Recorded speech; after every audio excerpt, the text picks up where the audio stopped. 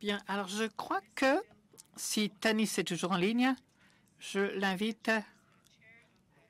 Tanis Bouchek est la présidente du comité des candidatures et des résolutions. Elle va nous dire quelle est la situation sur le vote lié à l'AGA et ainsi sur le vote de révocation de la présidente. Alors, est-ce que vous m'entendez? Oui, je crois que les gens vous entendent dans la salle aussi et en web diffusion aussi. Allez-y. Alors, désolé encore une fois pour ne pas pouvoir être là en personne ce soir et je ne crois pas qu'il n'y a pas de membres de notre comité qui sont là. C'est un petit comité et nous n'avons pas pu donc venir ce soir pour d'autres responsabilités. Mais comme vous le savez, les membres qui sont dans la salle, l'automne a été très occupé pour notre comité. Nous avons la responsabilité de plusieurs causes, donc une élection partielle pour les administrateurs EC, un vote sur l'article 20 des constitutions, des statuts, et en fait, ces votes n'ont pas encore eu lieu d'après le calendrier qui avait été prévu par notre comité, mais on en a discuté un peu à la GA et je veux m'assurer que tout le monde a pu l'entendre. Mais après une résolution du Sénat, le comité travaille depuis octobre avec PricewaterhouseCoopers, qui est notre expert sur le vote et donc qui offre son savoir-faire logique pour que le vote lui-même, donc il faut que ce soit équitable et que l'on respecte la confidentialité, la transparence et l'indépendance donc des partis. Le travail du comité, donc le 11 novembre, on a dit à notre comité qu'il y avait plusieurs problèmes avec la base de données de la CEP, donc qui est censée donner la liste des électeurs pour les élections, et on a recommandé que cela soit réglé avant le vote. Donc on a fait des mesures ont été prises immédiatement pour régler ces problèmes par la CEP.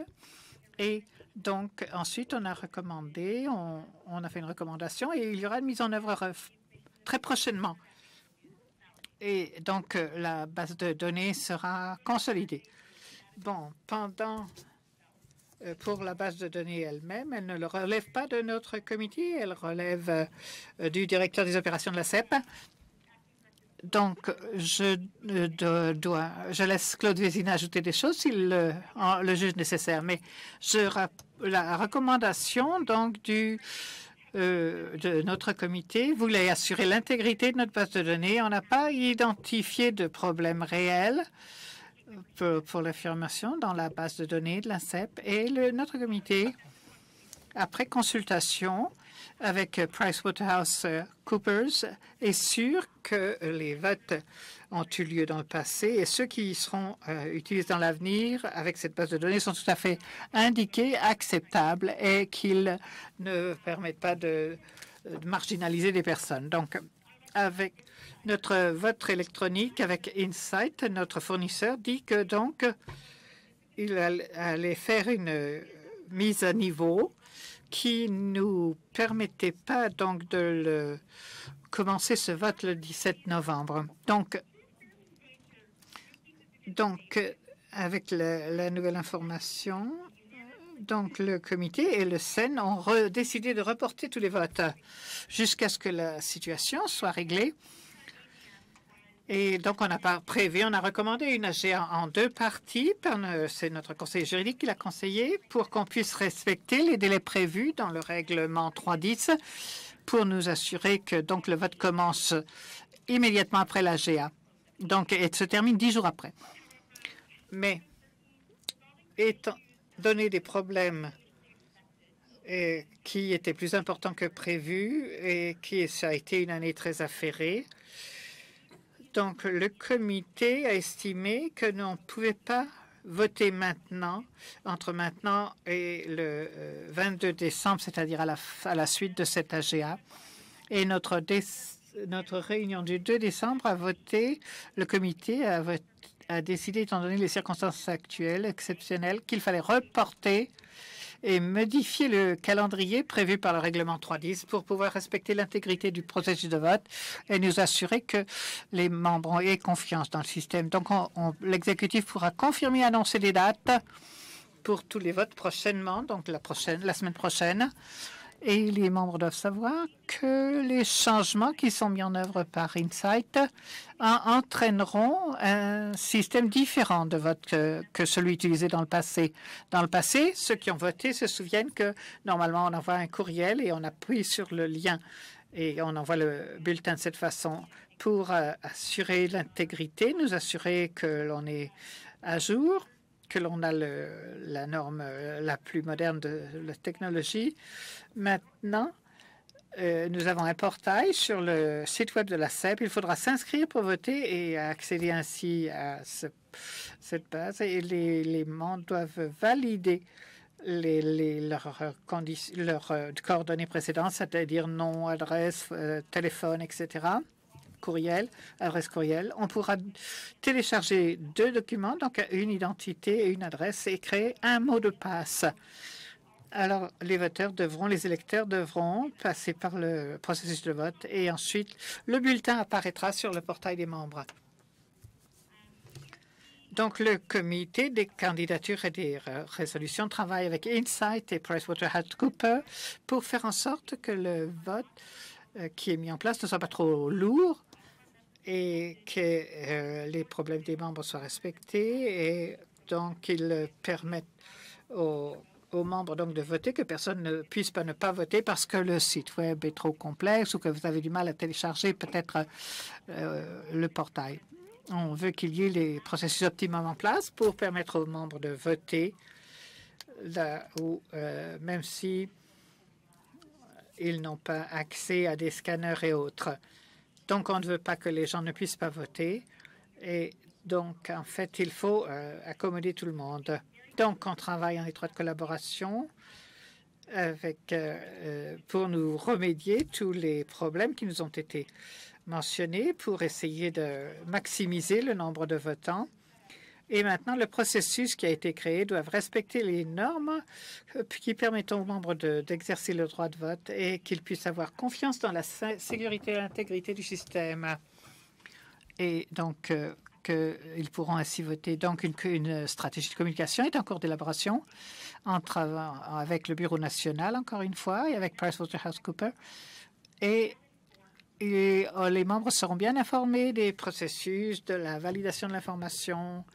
Et donc, on leur donnera le soutien voulu également encore. Donc, ça ne devrait pas prendre les membres par surprise. On devrait avoir assez de temps pour que tout le monde puisse participer au vote s'il le veut. Maintenant, le comité veut remercier les membres de leur patience et leur compréhension. Ce sont des situations tout à fait exceptionnelles et je serais heureuse de répondre aux questions, mais je dois partir à peu près dans 3 minutes. Donc, je peux répondre aux questions. Et toutes les questions qui seront soumises par écrit ou dites verbalement, donc on leur donnera des réponses après, mais je suis désolée de ne pas pouvoir rester plus longtemps. Thank you very much. Merci beaucoup, Tanis. Alors, est-ce qu'il y a des questions immédiates à Tanis avant qu'elle nous quitte? Bonsoir, Tanis. Merci pour cette mise à jour. J'aurais une question rapidement sur les 2 questions d'identité. Comme vous l'imaginez, à cette période où on s'inquiète pour les questions confidentielles, est-ce qu'il n'y aurait pas une autre façon de valider l'identité ils ne pourraient pas montrer leur identité à quelqu'un de la section locale ou vous aurez vraiment besoin de copies de nos pièces d'identité? Bien, merci pour poser la question. Eh bien, la question qui a été posée avec PricewaterhouseCoopers et pour les questions de confidentialité, on a étudié la question et on a estimé que le téléchargement de photos, d'identité et d'adresse est une mesure indiquée pour garantir l'intégrité du vote. Et donc, ça permettrait aux gens de voter, de mettre leur bulletin dans l'urne. Bon, on veut prévoir des accommodements, bien sûr, parce que c'est prévu par les règlements. Et pour l'instant, nous ne sommes pas assez avancés dans le processus, mais On veut essayer de savoir quel sera le processus pour ceux qui ne pourraient pas télécharger leur identité, leur pièce d'identité, etc. De cette façon, je crois que l'agent des renseignements personnels a dit que l'information des membres pourrait être accédée pour qu'on valide autrement l'information fournie. Moi, je préférerais donc que la confidentialité soit maintenue et que l'information sera supprimée ensuite. Mais on devrait utiliser notre service de communication pour rassurer les gens qui ont des questions de confidentialité qui pourraient se poser à la suite de ce nouveau système. Donc, on va essayer de vous donner d'autres informations pour vous rassurer là-dessus. Mais en gros, notre inquiétude est de nous assurer que ceux qui ne peuvent pas avoir accès à ce processus pour télécharger le portail, donc on aura peut-être un autre processus en place, mais je ne crois pas que la question de renseignements privés puisse nous empêcher d'accommoder les gens. Mais ça pourra être discuté donc entre notre comité et PricewaterhouseCoopers. J'ajouterais, pour ce qui est de notre politique sur les renseignements personnels, je veux vous confirmer ce qu'a dit Tanis. Notre politique sur les renseignements personnels dit clairement que du moment où on utilise une pièce d'identité, je dois m'en aller, je suis désolée, dit Tanis. Donc, s'il y a d'autres questions, nous les mettrons par écrit et vous les soumettrons. Donc, notre politique sur les renseignements personnels veut que nous détruisions cette information dès qu'on l'a utilisée pour l'objectif pour lequel elle a été reçue ou soumise. Veuillez utiliser le micro. Alors, pour revenir là-dessus, bonne question. Ça vaudrait peut-être la peine de regarder s'il n'y a pas une question de relevé de la loi pour l'interprovincialité. Donc, il faudrait peut-être tenir compte aussi. Ça dépend de l'information que vous allez demander. Donc, on a parlé de la loi PIPEDA, donc la loi sur les renseignements. Donc, selon les renseignements qu'on nous a donnés au moment où on a mis au point la politique sur les renseignements, on n'a pas respecté la loi, la PIPEDA, mais je répète que toute information ou tout document d'identité qu'on utilise pour l'identification sera supprimé de notre base de données dès que l'on l'a utilisé pour les raisons pour lesquelles on l'a obtenu. Une réponse rapidement. Désolé. J'aimerais que vous vous présentiez avant de prendre la parole pour ceux qui sont en web diffusion. Sami Dalman de Santé Canada. Alors, ma question est, est-ce qu'on a regardé comment procèdent les autres syndicats? Est-ce qu'on est sûr que l'on doit emprunter ce chemin? Je me demande, est-ce qu'on a vérifié dans les autres syndicats? Parce que l'Alliance et l'Institut sont de gros syndicats. Ils tiennent ces élections en ligne. Alors, pourquoi est-ce qu'on a recours à ce genre d'identification? L'Institut fait des élections en ligne et pas l'Alliance. Il vote par bulletin papier. Et si on met en œuvre des sauvegardes supplémentaires, c'est à cause des enquêtes, des pétitions et tout ce qui s'est produit et qui a placé des doutes sur le système de vote. Donc, je crois que c'est une décision responsable de la part de l'exécutif ou du Bureau national d'ajouter des couches de sécurité pour nous assurer que l'on a toutes les sauvegardes en place pour améliorer la confiance donc dans le vote en ligne. Donc, les faiblesses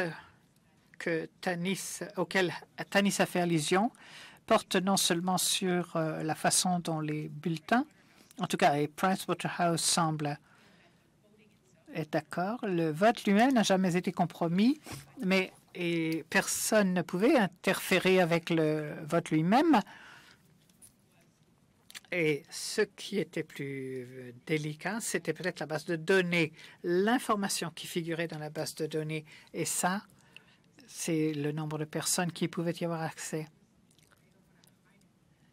Donc, je ne veux rien cacher, mais s'il y avait des vulnérabilités, il nous fallait nous en occuper et nous assurer que les membres, encore une fois, retrouvent la confiance qu'ils ont pu perdre à cause de la pétition et de toutes les plaintes qui l'entourent.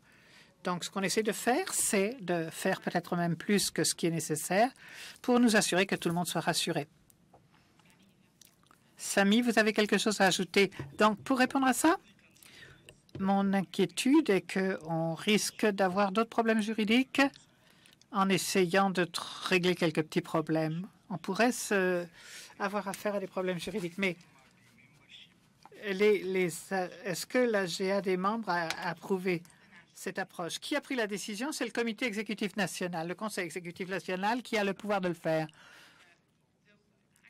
En fait, le comité des candidatures et des résolutions a le pouvoir final de dire qui et comment le vote se déroulera, mais